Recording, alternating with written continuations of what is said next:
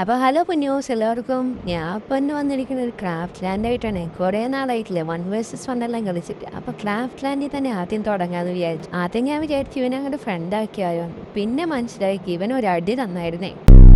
അങ്ങനെ നമ്മളെ സന്ധിക്കാൻ ചുമ്മാ ഇരിക്കാൻ പറ്റില്ലല്ലോ. ശരി, ഫ്രണ്ട്സ് ആക്കാന്ന് നീന്തം വിചാരിച്ചു. പിന്നെ ഞാനത് വിട്ടു കളഞ്ഞിട്ട് അവൻ്റെ തലമണ്ട അടിച്ച് പൊളിക്കാന്ന് വിചാരിച്ചു. പിന്നെ ഇതൊരു ഫ്രണ്ട്ലി മാച്ച് ഉണ്ട്, എന്തിനാ വെറുതെ എന്നല്ല വിചാരിച്ച് ഞാനിരുന്നത്. പിന്നെ രണ്ടാമത്തെ റൗണ്ട് നമ്മൾ തൂക്കി അവൻ്റെ തല എടുത്തിട്ടുണ്ട്. പിന്നെ ഇത് കുറേ നാൾ കളിക്കാരുണ്ടാണ് നമുക്ക് ഇങ്ങനത്തെ ഒരു പ്രശ്നമായി. ഗോളെല്ലാം ഇടുമ്പോൾ അതിൻ്റെതായ പ്രശ്നമെല്ലാം ഉണ്ട്. നമ്മൾ ഓരോരോ കളി കളിച്ച് സെറ്റാക്കാന്നെല്ലാം വിചാരിച്ചുകൊണ്ടിരിക്കുന്നു. അങ്ങനെ മൂന്നാമത്തെ റൗണ്ട് എത്തി. ഈ കളിയെങ്കിൽ നമ്മൾ അവൻ്റെ തല വീണ്ടും പൊളിക്കണം. 1 vs 1 പിന്നെ ഇത് മറ്റേതും അല്ലേ, ഏത് 1 ടാപ്പ് ഓൾഡി ആയതുകൊണ്ട് 1 ടാപ്പ് ഒന്നും പറയില്ല. എന്തായാലും കുത്തി പിടിച്ചാണേലും പൊന്തിച്ചിട്ടിലാണ് ഈ താഴെ എടുത്തിട്ടുണ്ട്.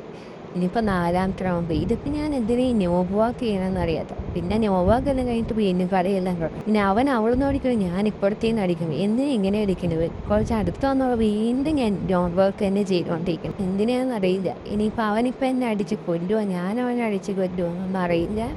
എന്തായാലും നാലാമത്തെ റൗണ്ടാണ്. ഇതെന്താ അവനോട് കിളന്നെല്ലാം കാണിക്കുന്നുണ്ട്. ഫ്രണ്ടാവാനാണോന്ന് അടുത്ത് പോയി നോക്കിയതാണ്.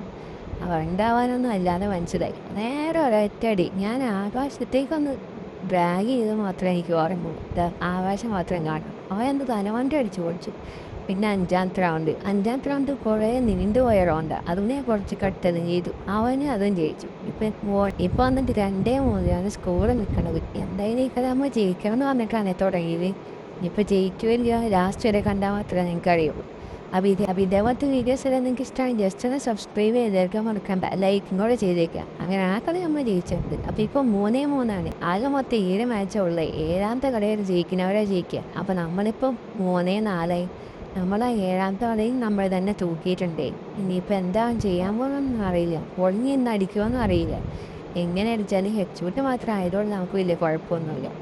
ഇതിനുമായി ഇപ്പോൾ ഹെഡ്ഷൂട്ട് മാത്രം അല്ലെങ്കിൽ ഇപ്പം നെക്കി പിടിച്ച് വന്നതാണ്. അങ്ങനെ 5-3. വീണ്ടും നമ്മൾ തന്നെ ജയിച്ചിട്ടുണ്ട്. പിന്നെ 6ാമത്തെ റൗണ്ട് നമ്മൾ പട്ടയം ജയിച്ചു. കണ്ണാൻ പോയി നമ്മൾ അവന് സമയം കൊടുത്തിരുന്നു. അപ്പോഴേ അവൻ്റെ തലവണ്ടി അടിച്ചാണ് നമ്മൾ പൊളിച്ചത്. ഈ റൗണ്ട് എന്തായാലും അവൻ തൂക്കുന്നാണെന്ന് എനിക്ക് തോന്നുന്നത്. അവന് എങ്ങനെയെങ്കിലും ജയിക്കണ്ടേ, നമ്മൾ മാത്രമേ എപ്പോഴും ജയിച്ചാൽ പാടുള്ളൂ. ചെറുപറ ഗ്ലൂവാൾ ഞാൻ വരച്ച് വാരിയിട്ടുണ്ട്. പ്രാക്ടീസ് ചെയ്യാത്തതുകൊണ്ട് ഗ്ലൂവാൾ എങ്ങനെയാണ് വീഴുന്നതെന്ന് പോലും എനിക്കറിയില്ല.